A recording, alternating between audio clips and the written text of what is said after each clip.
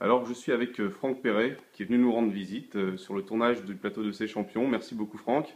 Merci. Le tournage s'est bien passé? Très bien. Bon.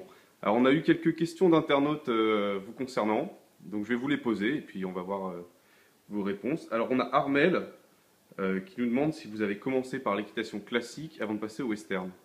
Alors moi j'ai commencé par le western parce que je suis né dedans. Mon père avait un des premiers clubs d'équitation western en France. D'accord, vous avez jamais essayé? Le classique. Ouais. Si, j'ai essayé beaucoup plus tard. Je pense que la première fois que je suis monté dans une selle traditionnelle, je devais avoir 17 ans. Et alors, qu'est-ce que ça vous a fait? Euh, Ça glisse. Ça glisse. Ça glisse. On n'a pas beaucoup de maintien. Puis on n'a pas la corne hein, si jamais ça bouge. Ouais. On a aussi une question de Caroline. Caroline qui nous... Ah non, Coraline, pardon. Donc on a une question de Coraline. Quelles sont les bases à donner à un poulain pour débuter la monte western? Alors moi je dirais les premières bases, ça serait surtout de le désensibiliser. Je dirais gagner sa confiance et puis surtout être patient et prendre son temps et faire ça avec le moins de contraintes possible. Je parle au niveau de ce qu'on va utiliser comme matériel. Je pense que on travaille beaucoup avec ce qu'on appelle un side pull, sinon on travaille avec, pour mieux que ça soit plus clair pour les auditeurs, un licol et deux longes. D'accord.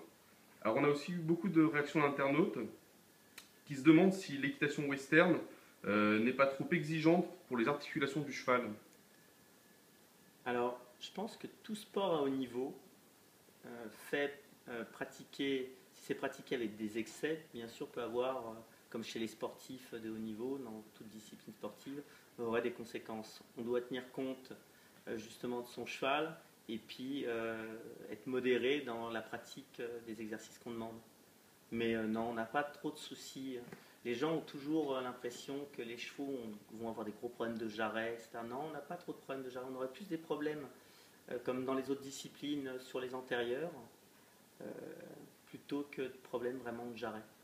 D'accord. Et enfin une question de Mélissa qui nous demande pourquoi les autres disciplines western ne sont pas autant valorisées que le reining en France. Alors, j'ai pas la réponse.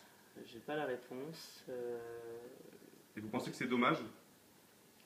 Oui, parce que je pense que toute pratique sportive demande de toute façon énormément de travail et puis il n'y en a pas une qui doit être plus valorisée qu'une autre. C'est un investissement personnel et surtout c'est un couple qu'on construit avec le cheval. Donc je dirais que ça soit pour faire du CSO ou pour faire je sais pas, du barrel, pour faire du cutting. De toute façon, il faut obtenir les mêmes choses. Ça veut dire du travail, de la complicité et puis je dirais de la performance. Et que ce soit pour toutes ces disciplines que j'ai et les autres, que j'ai dû oublier, je m'en excuse, ça demande beaucoup d'efforts et beaucoup de travail avec son cheval. D'accord. Eh bien, Mais Franck, le reining, il faut reconnaître que c'est, je pense, la base qui nous permet après même de s'orienter vers n'importe quelle discipline. Ça veut dire que c'est comme si c'était, je dirais, le commencement. Euh, Moi, ce qui m'a intéressé en premier dans le reining, c'est pas le fait que de faire des cercles, des slides ou des spins, c'est d'éduquer un cheval. Et comment l'éduquer et comment arriver à avoir un cheval respectueux et léger et fin et puis le guider comme ça sans contrainte. C'est ça qui m'a beaucoup plu. Après, j'aurais pu très bien faire du cutting ou autre chose, ou du working co. Il aurait fallu que j'apprenne bien sûr le comportement du bétail, mais en amont, l'équitation et le dressage, c'est le reining qui me l'a apporté. ok. Eh bien, Franck, merci beaucoup. Et on se retrouve bientôt donc, sur le plateau de ces champions sur Equidia Life. Ben merci, puis à bientôt. Merci Franck. Au revoir.